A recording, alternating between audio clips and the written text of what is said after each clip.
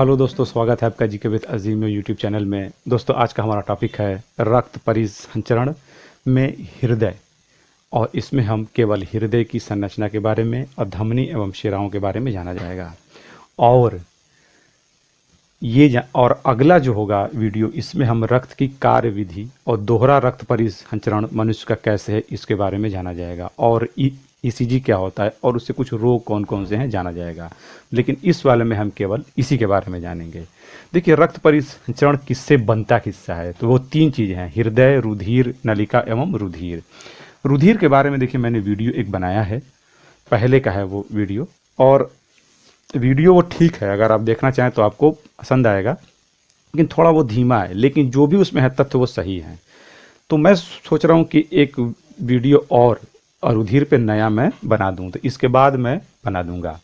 तो इसमें हम हृदय और रुधिर नलिका का मतलब होता है रक्त वाहिनियां यानी धमनी एवं शिराओं के बारे में जाना जाएगा। हृदय की बात आती है तो हृदय एक बंद मुट्ठी के आकार का होता है। ये शंक्वाकार है और यह एक पेशीय अंग है। इसमें अस्थि उपास्थियां नहीं होती हैं। और यह एक क्या है, पेशीय है, अंग है। और यह पेशियां अनैच्छिक पेशियां होती हैं और रेखित हैं, ठीक। और ये कभी न थकने वाली पेशियां होती हैं, अर्थात यह एक बार गर्भ में बन जाए तो वहीं से चालू होता है और जीवन भर धड़कता है। हृदय जो है वो गर्भ के मेसोडर्म में बनता है। मेसोडर्म क्या होता है? गर्भ में की जनन स्तर है ये, एक मेसोडर्म, इंडोडर्म और एक्टोडर्म। तो ये मेसोडर्म में बनता है और धड़कना चालू होता है, ठीक है। और यह कभी न थकने वाली पेशियां, अर्थात इनमें लैक्टिक एसिड का जमाव नहीं होता है। अगर आप पेशी के बारे में जानना चाहते हैं तो इस पर मैंने एक वीडियो डिटेल बनाया है, चाहे तो आप उसे देख लें। डिस्क्रिप्शन में दिए गए लिंक पे आप चाहें तो क्लिक करके उसे देख लें, ठीक है। अगर वजन की बात करें तो हृदय का वजन जो होता है महिलाओं में थोड़ा कम, पुरुषों में वजन थोड़ा ज़्यादा होता है। पुरुषों में अगर भार की बात करें तो 280 ग्राम से 340 ग्राम होता है, जबकि महिलाओं में 230 ग्राम से लेकर 280 ग्राम के मध्य होता है। एक मनुष्य की बात करें, महिला पुरुष जोड़ गए औसत कहें तो एक औसत मनुष्य का दिल का जो भार होता है वो 300 ग्राम होता है, ठीक है। स्थिति की अगर बात की जाए तो स्थिति की बात क्या है कि हृदय ठीक मध्य में थोड़ा सा, मध्य से थोड़ा सा यह बाईं ओर खसका हुआ है और फेफड़ों के रिक्त स्थान पे है। और ये ठीक डायफ्राम के ऊपर स्थित है। डायफ्राम यानी जो श्वसन तंत्र एवं ये पाचन तंत्र को अलग करने वाला जो एक हिस्सा है उसको कहते हैं डायफ्राम। अब किया जाए हृदय के अंग। हृदय क्या होता है? इस बीच के भाग जो होते हैं, फेफड़ों का जो खाली स्थान है उसी में स्थित होता है। वो एक थैले में होता है। उस थैले को हम लोग कहते हैं पेरिकार्डियल मेम्ब्रान। बाहर वाले भाग को हम लोग कहते हैं, बाहर वाला जो भाग होता है जो बाहर की तरफ होता है, इसको कहते हैं पेराइटल पेरिटोनियम। और अंदर वाले जो भाग होता है थैले का, झिल्ली जो होती है, इस वाले भाग को हम लोग कहते हैं, इसको कहते हैं पेराइटल। इस वाले भाग को हम लोग कहेंगे क्या? Parietal peritoneum. इस वाले भाग को कहते हैं विसरल पेरिटोनियम। दो भाग होते हैं ये और ये जो खाली जो थैला होता है ये पूरा इस तरह का थैला ढका होता है। ये इस थैले के अंदर यानी इस मेम्ब्रान के अंदर एक कार्डियल द्रव भरा होता है जिसको पेरिकार्डियल द्रव कहा गया है। यह द्रव हृदय को बाहरी आघात झटकों से बचाता है, हृदय को मॉइस्चर यानी नमी प्रदान करता है और उसको पोषण भी देता है। ये था हृदय का सबसे बाहरी भाग। हृदय को दाएं और बाएं भागों में बांटा गया है और प्रत्येक दायां और बायां भाग भी दो दो भागों में बटा हुआ है। इस तरह हृदय दो भागों में, बायां और दायां भागों में, और वो भाग ऊपर और नीचे, ऊपर वाले हिस्से को आलिंद जबकि नीचे वाले हिस्से को निलय कहा गया है। एक बात और आती है कि पूछते हैं लोग कि इधर बायां क्यों है और इधर दायां क्यों है। वास्तव में हम इस तरह होते हैं खड़े, और ये हमारा दायां और ये हमारा बायां। तो दायां वाला ये और बायां वाला ये, इस तरह से इसको दिखाया गया इसमें। तो आप भ्रमित ना हो यहाँ पर। ऊपर वाले जो हिस्से होते हैं उनको कहते हैं आलिंद या ऑट्रियम। दाएं वाले को दायां आलिंद या राइट ऑट्रियम, और बायां वाले को बायां आलिंद या लेफ्ट ऑट्रियम कहते हैं। और नीचे जो होते हैं भाग, इनको कहते हैं निलय। निलय क्या होते हैं? इधर वाले को बायां वाला निलय या लेफ्ट वेंट्रिकल, और इधर वाले हिस्से को दायां निलय यानी राइट वेंट्रिकल इसको कहा गया है। इस तरह से हृदय में कुल 1 2 3 4 कोष्ठ होते हैं। मानव हृदय में 4 कोष्ठ। भाग की बात किया जाए तो 2, और ये 2 भाग जो होते हैं सेप्टम द्वारा अलग होते हैं। एक पेशीय संरचना होती है, इस सेप्टम द्वारा क्या होते हैं? अलग होते हैं। और दायां और बायां जो होते हैं निलय, वो वाल्व द्वारा अलग होते हैं। ठीक है। इस बायां वाले में जो वाल्व होते हैं, जो निलय और आलिंद को अलग करते हैं, यानी आर्ट्रियम एवं वेंट्रिकल को, उस वाल्व कहते हैं बाइकास्पिड वाल्व, यानी द्विवलनीय कपाट।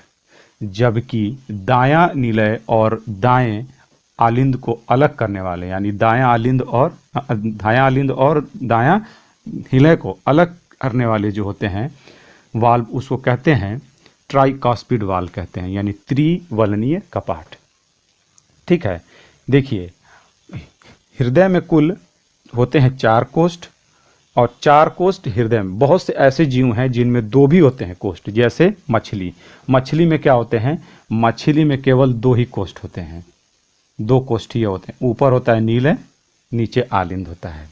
उसी तरह मेढक है और सांप है, इनमें 3 होते हैं, 2 आलिंद होते हैं और 1 निलय होता है। जबकि पक्षी, घड़ियाल यानी जो भी मनुष्य स्तनधारी यानी जो भी सरीसृप हैं, उनमें 4 होते हैं, 2 आलिंद और 2 निलय। अब हृदय में 4 तरह के होते हैं वाल्व। मैंने बताया कि एक त्रिवलनीय कपाट और एक द्विवलनीय कपाट।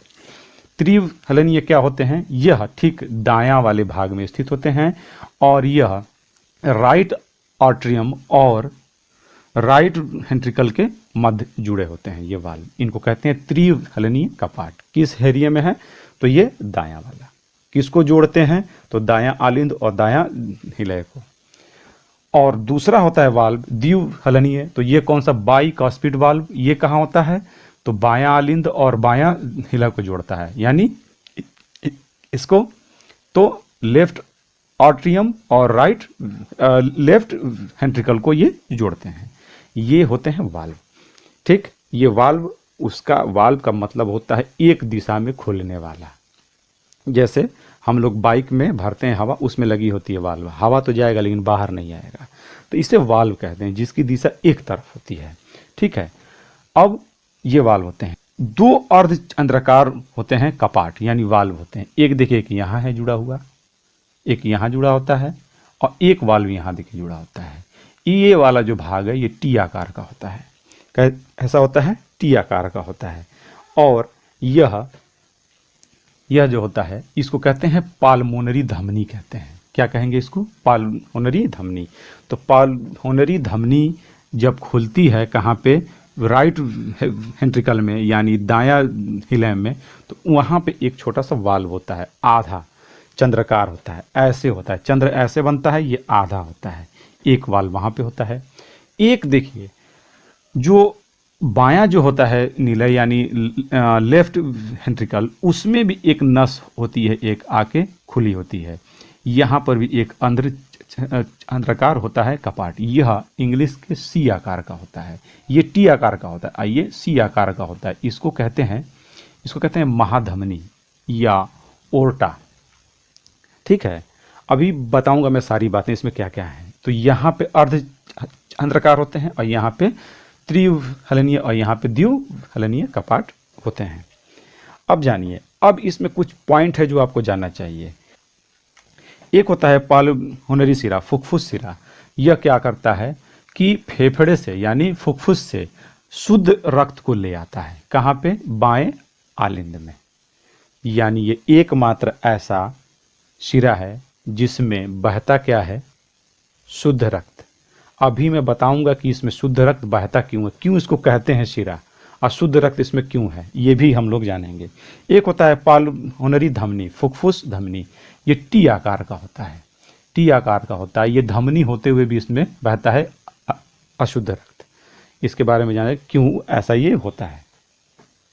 ठीक है, अब उसके बाद एक और होता है महाधमनी होता है। इसमें देखिए, तो इसमें महाधमनी क्या होता है, ये बायां जो होता है नीले, यहाँ से ये सी आकार का होता है, इसी से अंगों में शुद्ध रक्त पहुंचता है, मोटा होता है कुछ ये। ठीक है, इसमें भी अर्ध चंद्राकार कपाट इसी में भी स्थित होते हैं, पालुनरी धमनी में और महाधमनी में, यानी इसमें और इसमें अर्ध चंद्राकार कपाट होते हैं। एक होता है एस, देखिए ये अभी बताऊंगा मैं ये ऐसा क्यों होता है कई बार। एस ए नोड, एक और कौन सा होता है S A node, sinoauricular node कहा गया। इसे हृदय का पेसमेकर कहा गया है। यह सक्रिय विद्युत विभव उत्पन्न करता है। कहाँ पे होता है ये, तो ये जान लीजिए एस ए नोड जो होता है दाएं आलिंद में एक कोने में होता है। यह एक ऐसी संरचना है कोशिकीय जहाँ पर सक्रिय विद्युत यानी थोड़ी सी बिजली होती है, वहाँ पे पैदा स्पंद, और ये 1 मिनट में 72 बार, एक सामान्य आदमी का 1 मिनट में 72 बार ऐसे ऐसे होता है, जिससे यह निलय क्या होता है, जिससे ये आलिंद क्या होता है, संकुचित होता है। इसी से होता है, संकुचित होता है इसी से। ठीक, संकुचित होके कहाँ आता है, यहाँ पे। इसे कहते हैं एस ए नोड कहते हैं। यह हृदय का पेस मेकर है। एक को कहते हैं एवी नोड, ऑरियो क्यूरोवेंट्रिकल नोड, वो यहाँ पे होता है। देखिए यहाँ पे होता है, एवी नोड कहते हैं इसको, यहाँ पे ठीक होगा ये, और एवी नोड कहते हैं। इसमें भी क्या होता है, बिजली होती है थोड़ी सी पैदा, और ये निलय को दबा देता है। ठीक है, और एवी नोड के सहारे कुछ संरचना आती है ऐसे, और यहाँ फाइबर की तरह तंतुओं की तरह यहाँ पर दिखती है। ये जो सहारे जो संरचना आती है, इसको दोनों तरफ ये होती है, इसको हम लोग कहते हैं हिज के बंडल कहते हैं। क्या कहते हैं इसको, हिज के बंडल कहते हैं। हृदय में स्थित होता है, सेप्टम के आसपास। ये बहुत इंपॉर्टेंट सवाल है, हिज के बंडल कहाँ पे होते हैं, हृदय में, और वे यहाँ पे एवी नोड के सहारे उतरे होते हैं। और इन्हीं से कुछ फाइबर तंतुओं की तरफ दोनों तरफ संरचनाएं होती हैं, जिसको पुरकिंजे के तंतु कहते हैं। ठीक, जब यहाँ से सक्रिय विद्युत विभव उतरता है तो ये हिस्से संकुचित होते हैं, जबकि एवी नोड से ये वाला हिस्सा होता है। ठीक है, तो ये बात हो गई। अब समझिए, अब ये जानते हैं कि ये धमनी क्या है और शिरा क्या है, और किसमें अशुद्ध और शुद्ध रक्त बहता है। आपको पहले ये जान लेना है। इसकी कार्यविधि हम लोग अगले वाले वीडियो में जानेंगे, लेकिन यहाँ पर हमको इसके बारे में जानना है। ठीक है, धमनी, धमनी की परिभाषा बहुत लोग करते क्या हैं कि धमनी को कहते क्या हैं कि जिसमें शुद्ध रक्त बहता है उसको धमनी कहेंगे, और जिसमें अशुद्ध रक्त उसको शिरा। ये गलत परिभाषा, बिल्कुल ये गलत है, थ्योरी का तौर पे ये परिभाषा गलत है। धमनी उसको कहते हैं वे रक्त वाहिनियां या नस, ठीक है, वे रक्त वाहिनियां जो हृदय से अंगों की तरफ रक्त को ले जाती हूं, उनको कहते क्या है, धमनी कहते हैं। ये है, और अमूमन इसमें ऑक्सीकृत शुद्ध रक्त होता है, यानी ऑक्सी हीमोग्लोबिन वाला रक्त होता है जो चटक लाल होता है, और इसको धमनी को कहते हैं आर्टरीज, अगर आप जानते नहीं हो तो। और इनमें रक्त का प्रवाह तेज होता है और झटके से होता है। ठीक, झटके से होता है, यानी अगर ये किसी जगह पे हो तो आपको झटका एहसास होगा, और ये वाल्व रहित होते हैं, या इसीलिए ये तेजी से इनमें बहते हैं रक्त। और ये शरीर के अंदरूनी मांसपेशियों के अंदरूनी भागों में ये मिलते हैं। इनकी दीवारें होती हैं मोटी, और ये कुछ सक्रिय होती हैं। धमनी जब चलता है हृदय से तो ये कई भागों में बंटता है, और धमनिका में फिर केशिकाओं में बंट जाता है। धमनी बढ़ता है धमनिकाओं में, फिर वो केशिकाओं में बढ़ जाता है। केशिकाएं जाकर ठीक कोशिकाओं से जुड़ी हुई होती हैं, उत्तकों से और कोशिकाओं से, और वहां तक रक्त पहुंचता है, और उसमें जो भी एनर्जी है वो वहां तक पहुंचता है। शिरा क्या कहलाता है, रक्त को अंगों से हृदय की ओर ले आने वाले, रक्त को जो नस या वाहिनियां, रक्त वाहिनियां रक्त को अंग से हृदय की ओर ले आती हों, उनको कहेंगे शिरा कहते हैं। और इनमें बहता है अशुद्ध रक्त, और इनका रंग जो होता है रक्त का वो नीला बैगनी होता है। ठीक है। धमनी को आर्टरी और शिरा को वेंस कहेंगे। रक्त का प्रवाह इनमें धीमा होता है, कम दाब पे होता है। ये वाल वाले होते हैं, रुक रुक के इनमें रक्त बहता है। ठीक है। जो शिरा होता है, शिरा बट जाता है केशिका में, शिरा जो बटता है वो शिरिका में, और फिर शिरिका बटता है केशिका में। यानी कि यहाँ से धमनी चला, धमनिका बना, और यहाँ से बना केशिकाएं। केशिकाओं के बाद रक्त अशुद्ध हुआ और वो शिरिका बना और शिरा बन गया। ऐसे निकल जाता है। ठीक। एनर्जी पहुंचा, ऑक्सीकरण हुआ, कार्बन डाइऑक्साइड बना, उसमें हीमोग्लोबिन घुला, कार्बो ऑक्सी हीमोग्लोबिन बना, शिरा में होते हुए पुनः रक्त की तरफ बह गया। अब बात को समझिए। देखिए, समझना है तो इसको देखिए। अब अपवाद को पहले जान लेते हैं। सबसे पहले ऊपर के जो शिराएं होती हैं जो अशुद्ध रक्त को हृदय में ले आती हैं, उनको शिरा कहेंगे। तो ऊपर वाले शिरा को सुपीरियर वेना केवा, और जबकि नीचे के जो होते हैं शरीर, उसको कहते हैं इन्फीरियर वेना केवा कहेंगे। ठीक है। इस वाले को सुपीरियर, इस वाले को इन्फीरियर वेना केवा कहेंगे। यानी अग्र महाशिरा एवं पश्च महाशिरा, अग्र वाला ये, पश्च वाला ये ले आते हैं कैसा? अशुद्ध रक्त। अशुद्ध रक्त आता है कहाँ पे?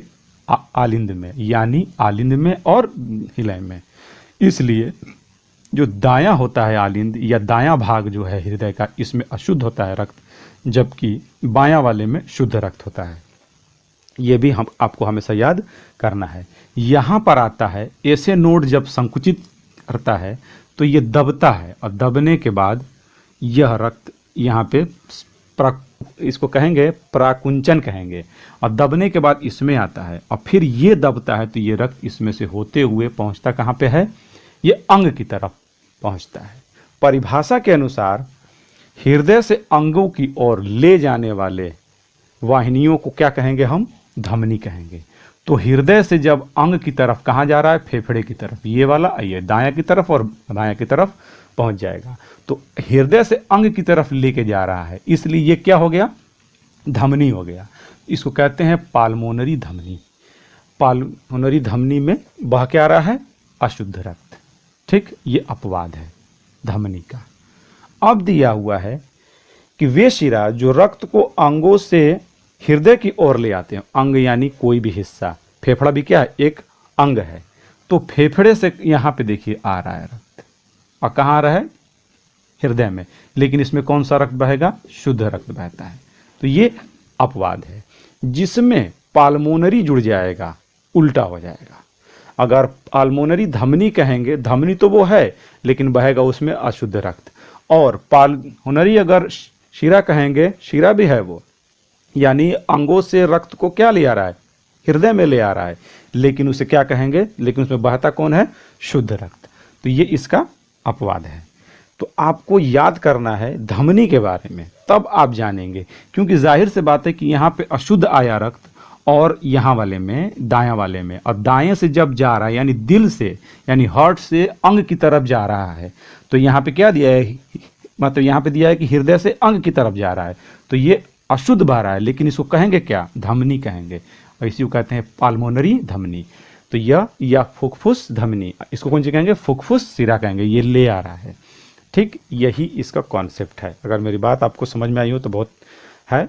फिर मैं अगला जो होगा वीडियो में इसमें समझाने की कोशिश मैं करूँगा कि ये कैसे दबते हैं आपस में और रक्त पहुँचता है कैसे। ठीक है।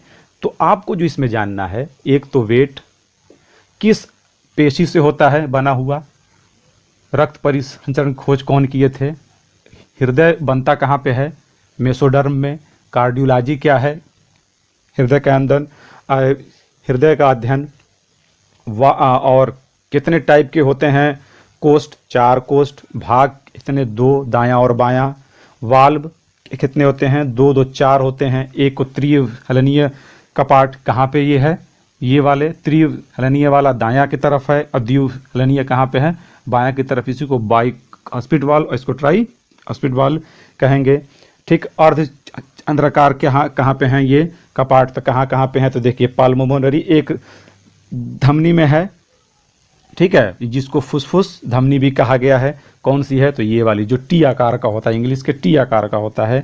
और एक है महाधमनी, इसमें भी एक ठे होता है, ये मोटी होती है, इसी के द्वारा हृदय से शुद्ध रक्त कहाँ पे जाएगा, शरीर में, यही बट जाता है हिस्सों में, इसी को ओर्टा भी कहा गया है, मोटा होता है, ये इंग्लिश के सी आकार का होता है, ठीक है, सी आकार का होगा ये, तो ये दोनों वहीं पे होते हैं। ठीक, कहाँ पे, कपाट, ठीक है। ऐसे नोड क्या है, ये पेस हेकर है, कर्ता क्या है, चलाता है, सक्रिय विद्युत विभव को चलाता है। हृदय क्या है, पेशी जनित है, ये पेशियों द्वारा चलने वाला है। और किंजे की अंतु कहाँ पे होते हैं, हिंज के हंडल कहाँ पे हैं, हृदय में है, यहाँ पर। तो ये सब धमनी कौन, हीरा कौन है, अपवाद इसमें कौन है, ये क्वेश्चन इतने इससे बनते हैं। तो मुझे उम्मीद है कि इससे आप कुछ समझ में आया होगा। अगले वाले वीडियो में मैं आगे इसका पार्ट ले आऊँगा, फिर उसके बाद अरुधिर आएगा, उसके बाद हसिका आएगा। इस तरह स्टेप बाय स्टेप जल्द से जल्द मैं वीडियो ले आने की कोशिश मैं करूँगा। तो अगर ये आपको वीडियो अच्छा लगा तो इसको करिएगा लाइक, और अगर आप इस चैनल पे नए हैं तो इसको करिएगा सब्सक्राइब। मिलते हैं फिर हम एक अगले वीडियो में, तब तक के लिए अलविदा, जय हिंद।